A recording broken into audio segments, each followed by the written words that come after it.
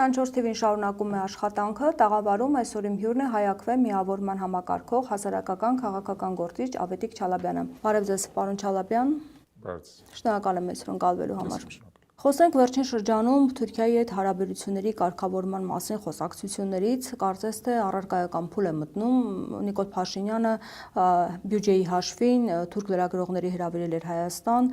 հարցազրույց է տվել, տեղեկություն չկա թե ինչ են խոսել, բայց ամեն դեպքում նաև Ռուբեն Ռուբինյանն էր հարցազրույց տվել եւ որոշ մանրամասներ ներկայացված էր, մասնավորապես նա ասել էր, որ Մարգարա անցակետը վերանորոգել ենք, սպասում ենք ձեր քայլերին եւ ըստ էության հեռանկարներ են տեսնում, որ հնարավոր է սահմանը բացվի։ Դուք ինչ կասեք։ Մի քիչ դուք տվյալ դեպքում ցանկալին իրականության փոխարեն եք ներկայացնում, որում ցանկալին էլի ճակերտավոր հեչ բաց չի, որ մեզ պետք է այդ պայմաններով Թուրքիայի հետ հարաբերություններ ընդհանրապես ասած ձևավորել, որով տանում է գործող իշխանությունը։ Բայց նույնիսկ այն ինչ որ իրանք են ցանկանում, ինձ թվում է մի քիչ անուժների դաշտից է, որովհետեւ Թուրքիայի կողմից չկա այդպիսի ուղղարձ, այն որ ժուրնալիստներն եկել չին շանկում, որ Թուրքիան պատրաստ է ինչ որ հարաբերությունների վերականգնման, մշտապես ասել են, մշտապես, որ դա կանեն միայն նրանից հետո, որ Ադրբեջանի հետ հարաբերությունները նորմալացվեն, այսպես ասած, իսկ Ադրբեջանի հետ հարաբերությունների նորմալացման հեռանկարը ավելի եւ ավելի, այսպես ասած, անեական է դառնում։ Տարածյալ եկեք վերջ երկու շաբաթների իրադարձությունները մի հատ նայենք, վերջ երկու շաբաթների համատեքստում Ադրբեջանը սկսել է նրա մասին խոսել, որ Հայաստանի Հանրապետությունը պետք է արտահանձնի իր տարածքում թաքնվող ռազմական հանցագործներին։ Հələ տեսեք ինչ տերմին են հնարել։ Լավ հասկանում են, որ դա հնարավոր չի, հա, ասենք այս կառավարության վերջի օրը կլինի, եթե փորձեն Արցախի նախկին ներկա ղեկավարության այլ անդամների կամ զինվորական ղեկավարության անդամների փորձեն հիմա Հայաստանի տարածքից արտահանձնել։ Դա կբերի արդեն իսկապես նրան, որ մարդկանց համբերության բաժակը կլցվի եւ այս կառավարությունը ամենայն հավանականությամբ չի կարողանա վերապրել այդ կարգի դավաճանական ակտ, այսինքն նա շարունակապար դավաճանում է մեր ազգային նպատակներին եւ մեր ժողովրդին, հա, բայց այդ կարգի ակնհայտ դավաճանական ակտ ինձ թվում է ոչ մեկ նրան թույլ չի տա, այդ մեկ։ Երկրորդը երեկվանից սկսված տարածություն ադրբեջանական համարյա բոլոր ալիքներում հիստերիա է սկսել, որ Հայաստանի Հանրապետությունը պատրաստվում է պատերազմի ապրիլ ամսին, բայց մենք նրանց ցույց կտանք, նրանց մոտ ոչ մի բան չի ստացվի, թե ինչ պետք է ստացվեր, ակնհայտ է, որ Հայաստանի Հանրապետությունը ոչ մի պատերազմել չի պատրաստվում։ Այսինքն հող են նախապատրաստում, ինչ գործողություններ։ Անդոմն այնպիսի փաստարկներ են օգտագործում, որ նույնիսկ ծիծաղել է, օրինակ ասում են Հայաստանի Հանրապետությունը սահմանագծին, ընդդեմ նրանք օգտագործում են պայմանական սահման արտահայտությունը, որովհետև ստեցան մեր տարածքային ամբողջականություն չեն ճանաչում։ Ի տարբերություն մերս, այսպես ասած, կառավարողների, որոնք միակողմանորեն ճանաչել են Ադրբեջանի տարածքային ամբողջականությունը, հա։ Ասում են պայմանական սահմանում Հայաստանը կառուցում է ամրաշինություններ, որոնք ակնհայտ հարձակվողական նպատակ ունեն։ Ոնց կարող ամրաշինությունը ընդհանրապես հարձակվողական նպատակ ունենա։ Ամրաշինությունը սահմանվում կառուցվում է պաշտպանական նպատակով։ Այսինքն նույնիսկ այստեղ իրենց փաստարկները բացարձակ բան են, ծիծաղել են նույնիսկ։ Բայց հասկանալի է, որ հող են նախապատրաստում։ Հիմա հող են նախապատրաստում ինչի համար, որ հոգեբանորեն մեզ ճնշեն, հող են նախապատրաստում նրա համար, որ իրանց հիմնական գործընկերը Հայաստանում Նիկոլ Փաշինյանը հայտարարի, որ տեսնում եք Ադրբեջանը պատերազմ է նախապատրաստում, մենք պետք է գնանք հերթական զիջումներին, որոնք կարող են լինել այդ հերթական զիջումները, միջանցք տրամադրել, սահմանադրությունը փորձել փոխել։ Սահմանադրության դեպքում ակնհայտ է, որ բնակչության ճնշող մեծամասնությունը դեմ է Ադրբեջանի պարտադրանքով սահմանադրություն փոխելուն։ Վերջի հարցումները ցույց են տալիս, որ մոտավորապես 80%-ը դեմ է, ընդհանրապես չէ, որ 20%-ը կողմ է։ Մի մասն կողմնորոշված չի։ Լավագույն դեպքում ասենք 10-15%-ն է, որ կարող է մտածում, որ պետք է սահմանադրություն փոխել, բայց եթե մարդիկ չեն ուզում դա անել, ուրեմն ի՞նչ է պետք իրենց անել։ Ուրեմն պետք է շանտաժով դա անել։ Բերել ադրբեջանական ատրճանակը դնել հայ մարդու ճակատին, ասել գիտես ինչ, եթե չգնաց քո ձեռով չքվեարկես այս սահմանադրությունը չփոխես, այս ատրճանակը կրակի ու վաղը ուղեղդ ծփնված կլինի այս սեղանի վրա եւ այլն։ Հասկանում եք, այս Փաշինյանի գործելավոճն է։ Երեք իդեպ ինքը այտենց ասում էր տարածաշրջանային նշանակություն այո, Ազատ ոչինչ որ մի հատ բանախոսություն էր ծավալել իր կամակատարների հետ, պարզը որ ոչ մի լուրջ մարդ չկար այդ դահլիճում, եւ ասում էր, որ սահմանադրական փոփոխությունները կունենան տարածաշրջանային նշանակություն։ Այդ այսպես ասած թրջունի լեզուն պետք է թարգմանել, դա ինչ է նշանակում։ Դա նշանակում է, որ դա Ադրբեջանի եւ Թուրքիայի պարտադրանքով է տեղի ունենում։ Շատ բացայտ մարդը ասաց, դա ուղղակի փորձում է փաթեթավորել այն կեղտը։ Ասում հեղափոխությունից հետո մենք ուզում էինք դա անել եւ այլն։ Ուզում էիր անել, իրականում նա նույնիսկ ընդունեց ստիպված, որ այդ աղբը, այսպես ասած, ինքը փորձում է վերջի հուսահատչիկով փաթեթավորել։ փաթեթավորել մարդկանց ներկայացնել, որ դե գիտեք ինչ մեզ խաղաղության համար հիմա սահմանադրությունն է պետք փոխել։ Ոչ, սահմանադրության համար քեզ է պետք փոխել, ոչ թե սահմանադրությունը։ Ամեն դեպքում մամուլում տեղեկություններ կային, որ Նիկոլ Փաշինյանը հարցազրույցի ժամանակ նաև չի հերքել, որ հնարավոր է ցեղասպանության հարցը վերանայվի եւ բացի այդ Մեղրիով այդ երկաթգիծը անխոչնդոտ ադրբեջանցիները գան եւ անցնեն, ինչի մասին կրկին խոսել է ավելի բաց ասուլիսի ժամանակ։ Հնարավոր է, որ սա իսկապես դեր է խաղացել եւ իրոք հարաբերությունների կամ հենց անցակետը բացելու հետ կապված մարգարան ինչ որ ընթացք ստանա։ Ես նորից եկեք վերադառնանք այնտեղից, որտեղից սկսեցինք, էլի։ Այն խնդիրները, որ մենք ունենք հիմա Ադրբեջանի հետ, այս իշխանության պայմաններում դրանք անլուծելի են, որովհետև Ադրբեջանը շարունակաբար ներկայացնում է Հայաստանի Հանրապետությունը միակողմանի պահանջներ, շարունակաբար այդ բայց որոշ պահանջներ բավարարվել են, միգուցե դրա համար որոշ գայլեր։ Բոլորը, որոնք մինչև հիմա ներկայացվել են, բոլորը բավարարվել են եւ Ադրբեջանը ամեն անգամ ստանալով իր հերթական պահանջը հասկանում է, որ ինքը անպատժելիորեն կարող է գործել, որովհետև Հայաստանի Հանրապետության գործող իշխանությունից չկա ընդհանրապես որևէ կարգի դիմադրություն եւ նա այդ պահանջների նշաձողը շարունակում է բարձրացնել։ Տեսակ, որ անցած շաբաթ Եղիշե Կիրակոսյանը հրաժարական տվեց։ Փաշինյանը ըստ էության ընդունեց, որ այդ հրաժարականը, էլի փորձեց քողարկել իր այդ ստոր ձևերով, բայց ընդունեց, որ այդ հրաժարականը դա ադրբեջանական հերթական պահանջ կատարել է, որովհետև Ադրբեջանի հերթական պահանջն է, որպեսզի Հայաստանի Հանրապետությունը հրաժարվի Ադրբեջանի դեմ հայցերից, ռազմական հանցագործության, ցեղասպանության եւ այլ հայցերից, հասկանում եք։ Այսինքն, տեսեք, մենք կարող ենք շարունակաբար այս տրամաբանության մեջ Ադրբեջանին զիջենք, բայց ադրբեջանցիները ինչ են ասում, ասում են հաջորդը Երևանն է։ Իրանք շատ լուրջ մտածում են, որ այս զիջումները կբերի վերջապես նրան, որոնք ի վերջո կգան կմտնեն Երևան։ Իրանք շատ լուրջ են դրան վերաբերվում։ Իրանք հասկանում են, որ այս իշխանությունը իրանք համար նվեր է պարզապես, որովհետև եւ ոչ մի հարցում չի դիմադրում։ Պարզապես ասենք զիջում անում, որպեսզի ժամանակ շահի, զիջում անում, որպեսզի ժամանակ շահի։ Հիմա ես հարց եմ տալի Փաշինյանին, դու ինչի համար ես ժամանակ շահում, որ ինչ լինի։ Դու մեկը անհույս ես։ Դու արդեն կործանված ես։ Քո իշխանությունը ընդհանրապես ասած իր հոգեվարքի մեջ է, դու ինչի համար ես ժամանակ շահում։ Օր առաջ իշխանությունը հանձնի թող գնա, որպեսզի փոխարեն գանեն մարդիկ, որոնք կարողանան Ադրբեջանի հետ ուրիշ լեզվով խոսալ։ Ուրիշ լեզվով խոսալ, որովհետև իրանք տեղից ուրիշ են, կոպես պարտված չեն, ջարդված չեն, ծախված չեն եւ այլն։ Ուրիշ են, որովհետև կարող են նաև դրսում որոշակի հարցեր լուծեն, որը դու չես կարողանում լուծել։ Ասում եմ, ես առաքելություն ունեմ, որը պետք է իրականացնեմ, դա իրական Հայաստանն է եւ ընտրություններին այդ գաղափարախոսությամբ իր առաքելությունը Հայաստանը Թուրքիային հանձնելն է։ Էդ էլ է ասում։ Այն ինչ որ ինքը կոչվում է իրական Հայաստան, դա նշանակում է Թուրքիայի ծայրագավառ։ Էդ է իր ասած։ Ինքը ասում է, մենք պետք է դառնանք Թուրքիայի ծայրագավառ, որպեսզի թուրքերը մեզ չկոտորեն։ Էդ է իր տրամաբանությունը։ Եկեք հասկանանք, էլի, տեսեք, չի կարելի ընդհանրապես ասած մարդկանց ասածը բառացի ընդունել։ Եթե դուք հետևեք Փաշինյանի ամբողջ գործունեության, դուք կհասկանաք, որ այդ մարդը մշտապես քողարկել է իր իրական մտահղացումները։ Ասենք, երբ որ ինքը գնաց Արցախում ասաց Արցախ Հայաստանը է վերջ։ Դրա նպատակը ո՞րն էր։ Արցախ Հայաստան միավորը, ոչ, Արցախ Ադրբեջանին հանձնել, պետք է սադրել պատերազմ, դրա համար պետք է այդ ամեն ինչ ասել, որպեսզի այդ ամեն ինչը բանակցային գործընթացի տրամաբանությունից դուրս գա, բերի պատերազմի միջոցով Արցախը հանձնվի։ Դրա համար ցանկացած բան, որ ասում է Փաշինյանը, եկեք հասկացեք ինչ է ուզում ասել Փաշինյանը։ Երբ որ Փաշինյանը ասում է իրական Հայաստան, դա նշանակում է Հայաստան-Թուրքիայի կազմում։ Իրական Հայաստան հավասար է Հայաստան-Թուրքիայի կազմում։ Հիմա այս հարցը, որը օդում կախված է մնացել կոնկրետ Մեղրիի ճանապարհի հետ կապված, ինչ է լինելու։ Փաշինյանը առաջարկներ անընդհատ ներկայացնում Ադրբեջանին, դեռևս պատասխան չկա, թե ինչ են այնտեղից արձագանքել։ Դա շատ պարզ է, որովհետև Ադրբեջանը հասկանում է, որ քանի Փաշինյանն է, կարող ստանա ամեն ինչ։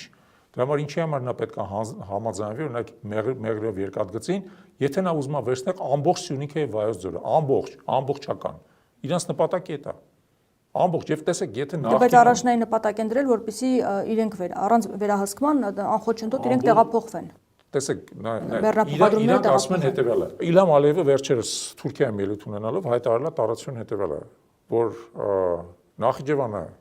դա մեր Ադրբեջանի մասն է, արհեստականորեն անջատված է Ադրբեջանից, քանի որ բոլշևիկները անարդարացի կերպով, ճակերտներով եմ ասում, հանձնեցին Զանգեզուրը Հայաստանին։ Ուստի մենք պետք է այդ պատմական անարդարությունը վերացնենք։ Ոնց է ուզում վերացնել Սյունիքը Ադրբեջանի բռնակցելով, հա, այդ է իրանց նպատակը։ Իրանց համար ճանապարհ քիչ է։ Իրանք ուզում են բռնակցեն ամբողջ Սյունիքը։ Հիմա ինչպես կարելի է դրան դիմադրել։ Ինչպես կարելի է դրան դիմադրել։ Առաջինը ռազմական ճանապարհով, բայց եթե դու ունես այնպիսի իշխանություն, որ պատրաստ է կռվել, ոչ թե իշխանություն, որի ամբողջ կենսագրությունը միայն պարտությունների, ռազմական պարտությունների կենսագրությունն է, ամբողջ համատարած, չկա մի որևէ դեպք, որտեղ այս իշխանությունը Ադրբեջանի դեմ կռված լինի եւ թեկուզ լոկալ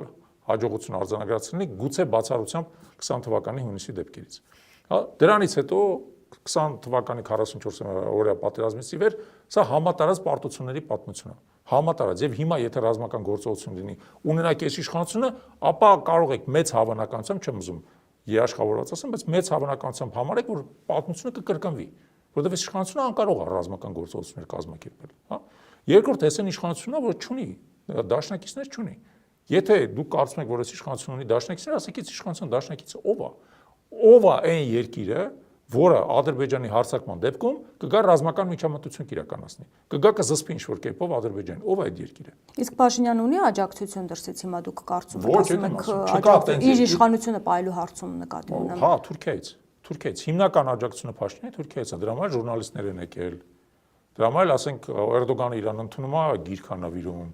Դրա համար անդադ խոսակցություններ են գնում, այս վերջերս Արադ Միրզոյանը Դելիում դրա մասին ասաց, չէ, Հնդկաստանում, որ մեր մոտ Թուրքիայից շատ դինամիկ երկխոսություն է գնում։ Այո, հիմնական աջակցությունը Թուրքիայից է։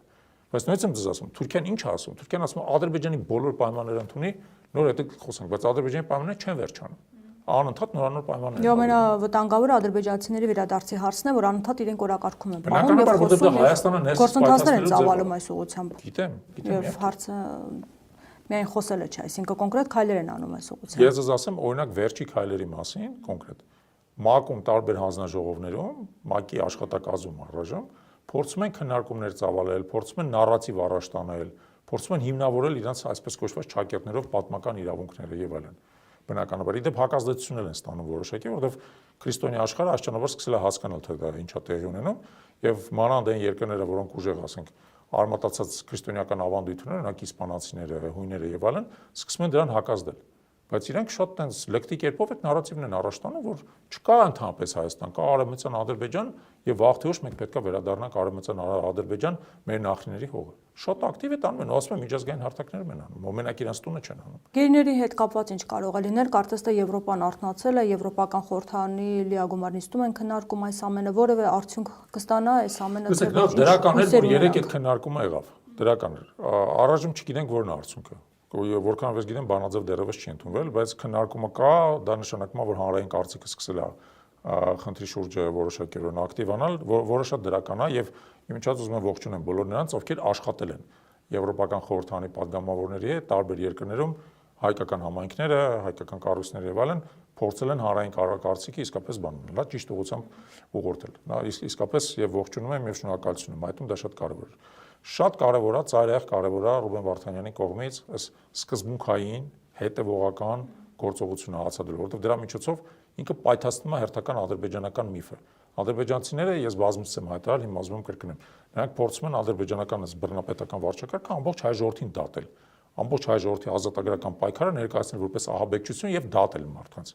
Եվ շատ ճիշտ է արել Վարդանյանը, որը հրաժարվել է ընդհանրապես այդ ֆարսին, հա, այդ կեղծարարությանը ընդհանրապես որևէ կերպ մասնակցելու։ Ինքը ասում է, ինչ եք ուզում ինձ անեք։ Ուզում եք ֆիզիկապես ոչնչացնեք, ոչնչացրեք, բայց բարոյապես կամ իրավականորեն դուք չեք կարող ինձ ոչնչացնել։ Արդարությունը, ճշմարտությունը իմ կողմն է, դուք ոչ մի բան չեք կարող անել։ Դրանից հրաժարվում եմ ձեր հարցերին պատասխանել, հրաժարվում եմ ձեր այս ֆարսին մասնակցել, ես դրա մաս չեմ։ Ուզում եք ինձ մեքենայով տարեք, բերեք, ուզում եք տարեք հիվանդանոց։ Բայց ինչքան կարող է այդքան դիմանալ։ Սոված։ Գիտեք, ես 23-րդ օրն է։ Իմանալով Ռուբեն Վարդանյանին, ես կարծում եմ, որ ինքը եւ խնդիրը ֆիզիկական կարողության մեջ չի, բայց հոգեբանորեն ուժեղ մարդ է շատ, ուժեղ մարդ է։ Աստված իրան ուժ ու կարողություն տա, համբերություն, հավատ ու կամք տա, բայց ես ուզում եմ, որ մենք հասկանանք, հա, որ ինքը այնտեղ այդ ծանրագույն պայմաններում ադրբեջանական բանտում սոված շրջապատված թշնամիներով ինքը կռվում է մեր բոլորի համար, ինքը շարունակում է պայքարել մեր բոլորի համար եւ ես կուզեի, որ մեր յուրաքանչյուր ունկնդիր դա գնահատի, հասկանա, որ այդ մարդը այսօր պայքարում է մեր բոլորի համար, որպեսզի մենք վաղը մենք հանցագործ չճանաչվենք։ Այսօր ինքը պայքարում է, որ վաղը մենք հանցագործ չճանաչվենք։ Նրա համար, որ մենք պայքարել ենք Արցախի համար։ Առասարակ միջազգային հանրությունից կամ պատասխանատու կառույցներից որևէ ակնկալի կարող են ունենալ, ինչ որ բան կարող են անել։ Դերեք մեր գործընկեր Արամ Համբարյանը, որը Հայդատի գրասենյակի տնօրենն է Վաշինգտոնում, շատ կարևոր մի հաղորդագրություն էր տարածել։ Նա ասաց հետևյալը, որ ամերիկյան պաշտոնյաները մեզ կոնֆիդենցիալ կերպով հայտնել են, որ բանակցություններում հայկական եւ ոչ մի պաշտոնյա իրանց հետ չի բարձրացնում Բաքվում պահվող պատանդների խնդիրը, չի բարձրացնում։ Այսինքն իրականում այդ խնդրի բանալին ոչ միայն Բաքվում, այլև Երևանում է Հանրապետության հրապարակ շենք մեկում։ Գործող կառավարությունը իդեմս Նիկոլ Փաշինյանի շահագրգռված չի, որ այդ մարտիկ ընդեղից ազատ արձակվեն։ Շահագրգռված չի, եւ ես դրա մասին վաղուց եմ ասել։ Ես ասել եմ ընդհանրապես դեռևս 23 թվականին, որ այն որ այդ մարտիկ ընդեղ են հայտնվել, դա այս կառավարության գործունեության արդյունքում է տեղ ունեցել, որովհետեւ բազմաթիվ լծակներ կար այդ մարդկանց այն ժամանակ, երբ որ Արցախը հանձնվեց, գոնե այդ մարդկանց անվտանգ ընդեղից բերել Հայաստան, եւ դա չարվեց հատուկ, որովհետեւ դա վրեժխնդրություններ ըստության։ Բայց հիմա մենք չենք կարող բերել, իրենք պետք է գային, իրենք չեկան։ Դա կեղծավորություն է։ Ինչպես եղավ Շահրամանյանը եկավ, իրենք չկարողացան գալ։ Դա կեղծավորություն է, կարային բոլորին էլ բերեին, դրա մասին ուղղակի պետք էր պայմանավորվել։ Պետք էր պայմանավորվել։ Կորնիձորից մի բրիգադ կարող առաջ գնար, այդ նույն բանը, այսպես ասած, ԿՊՊ-ն կամ այդ անցակետը, հա, այդ անցակետում կանգներ պայմանավորված եւ թույլ չտար, որ որևէ հայ այդ անցակետում ձերբակալեին։ Թույլ չտար պարզապես։ Հնարավոր չէր կարծում եք, հնարավոր էր, բայց ոչ մեկ ցանկություն չուներ դա անելու։ Բայց ամեն դեպքում Փաշինյանը վտանգներ է տեսնում, ասում է այդ դատավարությունով կեղծ ցուցմունքներ են գործում, Հայաստանի դեմ են օգտագործում։ Փաշինյանը սկսել է հասկանալ, ըստ էության կարճամիտ անհատ է, հա, նա շատ հաճախ իր գործողությունների հետևանքները ուշացումով է հասկանում։ Նա հիմա սկսել է հասկանալ, որ այդ ամեն ինչի արդյունքում այո, հենց Հանրապետության, ոչ միայն Հայաստանի Հանրապետության, Փաշինյանը Հայաստանի Հանրապետություն չի հետաքրքրում։ Փաշինյանը Հայաստանի Հանրապետության լիկվիդատորն է, ինչպես ես արդեն ասացի։ Նրան հետաքրքրում է, որ այդ ցուցմունքները իր դեմ են օգտագործվելու, իր դեմ անձամբ, որովհետև ինչ որ մի հատ շղթայով ի վերջո գալու է նրան, որ ռազմական գործողությունների ընթացքում ինքն է եղել գերագույն գլխավոր հրամանատարը եւ ինքն է ընդունել որոշակի որոշումներ։ Հասկանում եք, Իրանն է գալու հասնել եւ ինքը դրանից է սկսել հիմա վախենալ։ Դե իրենից էլ արդեն Հայաստանին են մեղադրանք ներկայացնելու, Հայաստանը գործողությունների Փաշինյանը Հայաստան չի հետաքրքրում։ Իրան հետաքրքրում է իր անձնական ճակատագիրը եւ ինքը հստակ հիմա հասկանում է, որ իր անձնական ճակատագիրը մազից է կախված։ Այդ մազը ամեն պահ կարա կտրվի։ Հիմա իշխանությունը պատրաստում է Գյումրի ընտրություններին, մարտի 30-ին պետք է կայանա, թեժ պայքար է կարծես թե, եւ շատերն ասում են, որ սա շատ կարեւոր է Գյումրու ընտրությունները, որովհետեւ ցույց է տալու, թե ինչ է լինելու 2026 թվականին։ Ինչ կասեք, ինչ է սպասվում Գյումրիում։ Մի քանի բան ասեմ։ Նախ ակնհայտ է, որ Փաշինյանը չի պատրաստվում ընտրություններով, արդար քվեարկությամբ եւ այլնով Գյումրիում ընտրություն հաղթել։ Բնականաբար չէ։ Փաշինյանը հիմնականում զբաղված է նրանով, որ պրակտիկորեն բոլոր անդիմադիր տեխնացուների ցուցակների վրա է աշխատում, որպեսզի այնտեղից մարդկանց ահաբեկի, մարդկանց նկատմամբ կամպրոմատ հավաքի, շանտաժանի եւ այլն, որպեսզի անի ի վերջո ինչ որ վարվեց Երևանում։ Հա, երբ որ հանրային ձայն կուսակցությունը հավաքեց ընտրողների ձայների համարյա 10%-ը եւ ի վերջո անցավ Փաշինյանի կողմը, թեև ընտրություններին մասնակցել էր, այսպես ասած, անդիմադիր օրակարգով, բայց անցավ Փաշինյանի կողմը եւ հիմա ասենք իրանց համար քվորումը ապահովում, իրանց համար ձայները ապահովում եւ այլն, այն տրանսպորտի թանկացման նույնիսկ հայտարարակ որոշումը ընդունվեց հանրային ձայնի ինչ որ մի քանի հավաքանու անդամների մասնակցությամբ, հա։ Հիմա Գյումրիում Փաշինյանը գնալու է նույն սցենարին, իրան չի հետաքրքրում ինչ որ իմաստով ընտրությունը հաղթել, որովհետեւ գիտի, որ դրա շանսը չունի։ Գյումրիում կպահաջակցությունը լավագույն դեպքում 20% է։ Դե հիմա արդեն ինքն է այդ քարոզարշավը կարծես թե իրականացնում։ Շանտաժը։ Ներողություն էլ եկեք ամեն ինչ ճիշտ անուններով ասենք։ Փաշինյանը չի մասնակցում քարոզարշավի։ Քարոզարշավը հետեւյալն է, որ գնում ես ասում ես մեր տեխնացուն լավն է սրանով, նրանով, եթե դուք իրան ընտրեք, կլինի SS լավ բաներ։ Բայց Փաշինյանը խոսում էր քաղաքական բաներ, նախկիններ ներկաների մասին։ Գնում է սկսում է շանտաժ անել, որ ասում է բոլոր ինդիմադիրները, որոնք մասնակցում են այս ընտրություններին, հանցագործեն։ Ես բոլոր անդիմադիրներին հիմա լավ ընտրություններ ոչինչ, ընտրությունից հետո դատելու եմ, խլելու եմ իրանց գույքը, իրանց բոլորին բանտ եմ նստացնելու եւ այլն։ Դա իր ասածը, դա շանտաժ է, դա ոչ մի բան էլ չի, ըստ էության, ոչ մի։ Բայց ըստ էության ինքն է այդ ամենը իրականացնում, որպեսզի կարողանա ձայներ հավաքել, որովհետեւ Սարիկ Մինասյանը չունի, ասում են այդ։ Բնական է, ես ձեզ հետ եմ ասում, կամ սերը չի վայելում։ Տեսեք, Փաշինյանը գիտի, որ Սարիկ Մինասյանը ընդհանրապես որևէ շանս չունի Գյումրիում ընտրությունը հաղթելու եւ ում էլ նշանակեն իրան էլ ընդեղ դնեն, շանս չկա։ Դրա համար եմ ասում, ինքը սկսել է գյումրեցիներին շանտաժ անել։ Գյումրիում հիմա այն մթնոլորտն է տիրում, որ մենք գնանք ինչ էլ անենք, միևնույնն է Փաշինյանը հաղթելու է։ Ոնց որ դա ինքը արեց Վանաձորում։ Վանաձորում ինքը ընտրությունները բացարձակ պարտվեց, բացարձակ։ ԿՊ-ն այնտեղ 20% էր էլի հավաքել, բայց վերցեց, ասենք հաղթած քաղաքապետի տեխնացուն 2.5 տարով կալանավորեց, ապօրինի։ Հիմա ինքը նույնն է ասում, ինքը ասում է ինչ էլ անեք, ոնց էլ ինձ հաղթեք, ով էլ ինձ հաղթի, ես նրան կալանավորելու եմ։ Դա իր ասածը, շանտաժը ոչ մի քարոզաշավար չկա, բայց ես կարծում եմ, որ մոտ չի ստացվի։ Եվ ես բացատրեմ ինչ չի ստացվի։ Նախ բնականաբար չի կարելի թույլ տալ, որ ինչ որ կերպ ինքը քվեները մարդկանցից գողանա։ Մարդկանց պետք է վստահություն տալ, որ իրանք կան ընտրությունների, մասնակցեն ընտրություններին, եւ այդ վստահության տարից մեկն էլ նա, որ մենք մեծ դիտորդական նախաձեռնություն ենք տանելու այս անգամ Գյումրի, շատ մեծ դիտորդական նախաձեռնություն Հայաքվեի անվան տակ, որպեսզի մեր բոլոր Գյումրու համակարգացիների հայրենակիցների ձայները պաշտպանված լինի, դա մեկ։ Երկրորդը, Գյումրիում իմ ընտրություններին առնվազն մի քանի ուժեղ անդիմադիր տեխնացիոն մասնակցում, չեմ ուզում անուններով նշեմ, բոլորը գիտեն անունները, բայց առնվազն մի քանի ուժեղ տեխնացիոն մասնակցում։ Այդ տեխնացիոնները շատ ուշադիր պետք է լինեն այն ավականու ցուցակների նկատմամբ, որոնք իրանք ներկայացնելու են։ Շատ ուշադիր լինեն, որպեսզի այնտեղ Փաշինյանի կողմից ականներ չդրվեն, այսպես ասած, մարդիկ, որոնք ճամբարափոխ են լինելու, փախնելու են Փաշինյանի մոտ, ինչպես շատերն ա եղել։ Դա եղել է Ալավերդում, դա եղել է, ասենք, Թալինում, դա եղել է նույն Վանաձորում եւ այլն։ Շատ կարևոր է, որ այդպիսի բան տեղի չունենա, մարդիկ վստահ լինեն, որ այն ավականու անդամները, որոնք իրենց ցուցակով մասնակցելու են ընտրություններին եւ ստանալու են Գյումրու քաղաքացիների ձայները, իսկապես հավատարիմ մնան իրենց ձայնին, իրենց տված ձայնին, իրենց մանդատին։ Դա երկրորդ շատ կարևոր բան է։ Եվ երրորդը, մենք դրան օրինակ ականատես ենք եղել ուրիշ դեպքերում, եթե Փաշինյանը գործի դնի, այսպես ասած, ռեպրեսիվ մեքենա, սկսի մարդկանց կալանավորել եւ այլն, շատ արագ օպերատիվ են մարդը, որ կալանավորված է, պետք է իր ձայնը զիջի ավականում ցուցակում ուրիշ անդամի, որպեսզի Փաշինյանը որևէ կերպ չկարողանա մեծամասնություն ստանալ Գյումրում։ Իդեպ նույնը վերաբերում է նաև Փարաքարին, Փարաքարը իհարկե ավելի փոքր համայնք է, բայց նա Երևանին կպած բավական կարևոր համայնք է եւս, այնտեղ էլ ենք մենք ունենալու դիտորդական նախաձեռնություն, որպեսզի Փարաքարի համայնքի մեր եւս հայրենակիցներին, մեր համակարգացիներին երաշխավորենք, որ իրենց ձայնը պաշտպանված լինելու։ Ոստի ուզում եմ օգտվեմ առիթից ու եւ գյումրեցիներին եւ փարաքարցիներին ասեմ, հարգելի հայրենակիցներ, հարգելի քաղաքացիներ, անպայման եկեք ընտրություններին, մենք պաշտպանելու ենք ձեր ձայնը։ Մի վախեցեք իշխանության շանտաժից, իշխանության կամայականություններից։ Եկեք ընտրությունների, ձեր ձայնը իսկապես շատ կարևոր է, ընդ որում մեր համար էական չի ումեն իրանք ձայնը տալու։ Թող իրանք ձայնը տան արդարարար, թող նաև ԿՊ-ին տան իրանք ձայնը։ Թող մյուս ընդդիմադիր տեխնացիան։ Բայց շատ կարևոր է, որ քաղաքացին իմանա, որ ի վերջո իր ձայնը նշանակություն ունի եւ մենք ամեն ինչ անելու ենք, որ դա տեղի ունենա։ Երեք տեղեկություն եղավ, որ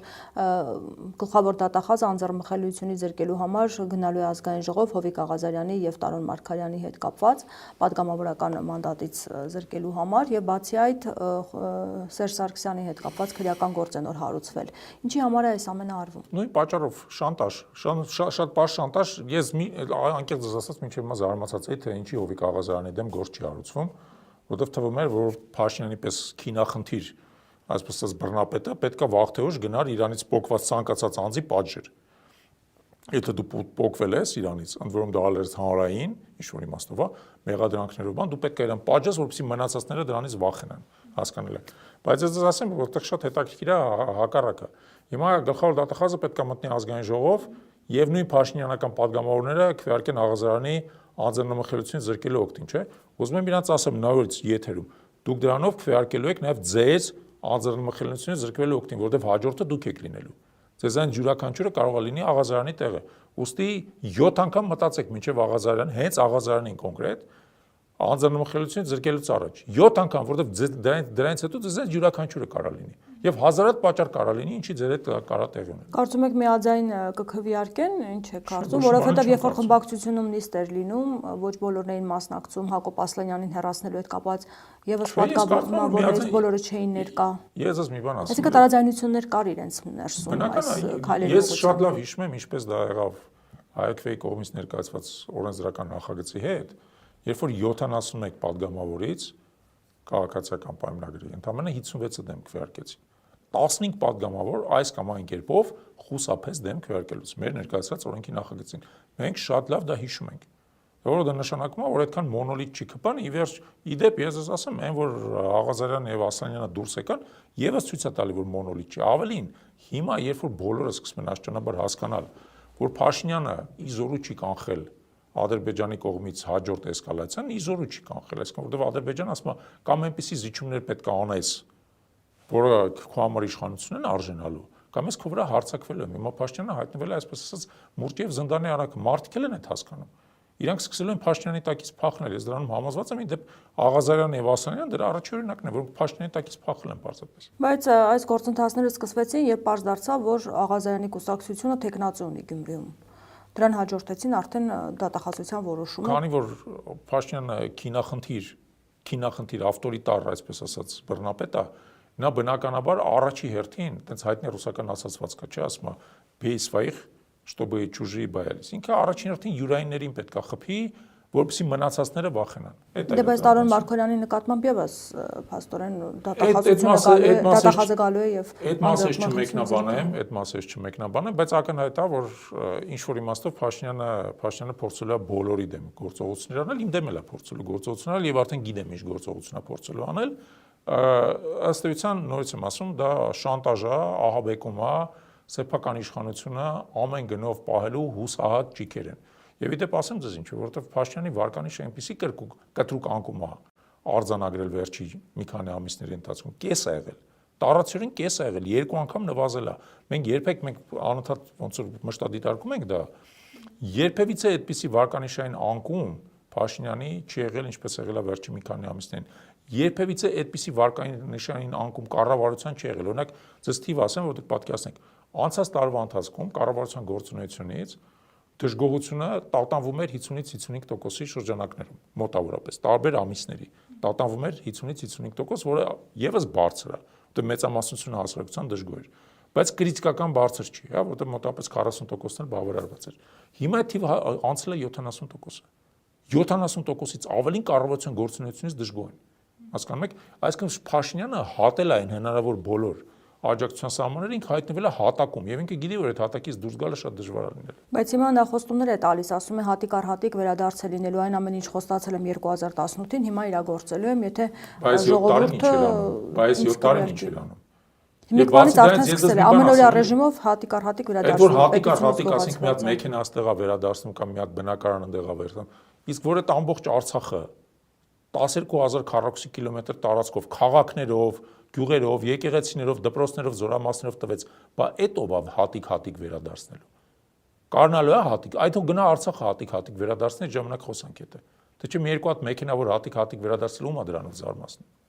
Թող գնա ամբողջ Արցախը հատիկ վերադարձնի հիմա։ Իդեպ եկամուտների հայտարարման հետ կապված ընդդիմության ներկայացրած օրենքի նախագիծը մերժվեց, հա։ Ավելին ձեզ ասեմ, դա մերժվել է ոչ թե ընդդիմության ներկայացված օրենքի նախագիծը, Ֆինանսների նախարարության կողմից ներկայացված նախագիծն է այսօր մերժվել։ Ֆինանսների նախարարությունը առաջարկել է իսկապես չեղարկել քաղաքացիների համատարած հայտարարումը, որը նախատեսվում է հարկային օրենսգրքի 156-րդ հոդվածով։ Եվ այսօր կառավարությունը դա մերժել է։ Պարադոքսալ իրավիճակ է իմիջած, որտեղ առավոտյան գիտեք, որ նորություններ տարածվեցին, որ կառավարությունը ընդունել է դա, որովհետև դա ներկայացվել էր ֆինանսների նախարարության կողմից։ Նույնիսկ մենք այդ մոլորություն ունեցանք, մեզ թվաց, որ եթե ֆինանսների նախարարությունն է ներկայացել, արդեն համաձայնեցված է։ Բայց պարզվեց, որ ֆինանսների նախարարությունը դա ներկայացրել է, իսկ կառավարությունը դա մերժել է։ Եվ ես ձեզ ասենք ես կարդացել եմ նաև մերժման հիմնավորումը եւ այլն, абսուրդային հիմնավորում է։ Ես մինչև վերջ չեմ կարողանում հասկանալ ինչի համար է պետք որ 700,000 մարդ հայտարարեն, եթե իրանց հիմնական եկամուտները առանց դրա էլ Պեկին հայտնի են։ Առանց դրա էլ հայտնի են, որովհետև Հայաստանում եկամուտների մեծ մասը, երբ որ ինքը ստացվում է, ինքը ունի այսպես կոչված հարկային գործակալ։ Օրինակ, եթե ես աշխատավարձ եմ ստանում ինչ-որտեղից կամ դուք աշխատավարձ եք ստանում, որտեղ ես չեմ ստանում։ Եթե դուք ինչ-որտեղից աշխատավարձ եք ստանում, ձեր գործատերը հանդեցնում է հարկային գործակալ, ինքը պարտավորություն ունի ձեր փոխարեն հարկը մուծելու։ Կամ եթե դուք ինչ-որ բանկից ենթադրենք ձեր ավանդի վրա տոկոս եք ստանում, այդ դեպքում բանկն է հանդիսանում հարկային գործակալ, ինքը պարտավորություն ունի ձեր փոխարեն հարկը մուծել, դուք նույնիսկ դրա մասին չեք էլ իմանում, իմանում եք հաշվետվության մեջ, բայց դուք չեք զբաղվում այդ հայտարարելով։ Հիմա հարցը, եթե ձեր ցանկացած օրինական եկամուտ, առաջանալու պահին, ֆիքսվելու պահին ունի հարկային գործակալ, որը այդ եկամուտից առաջացած հարկը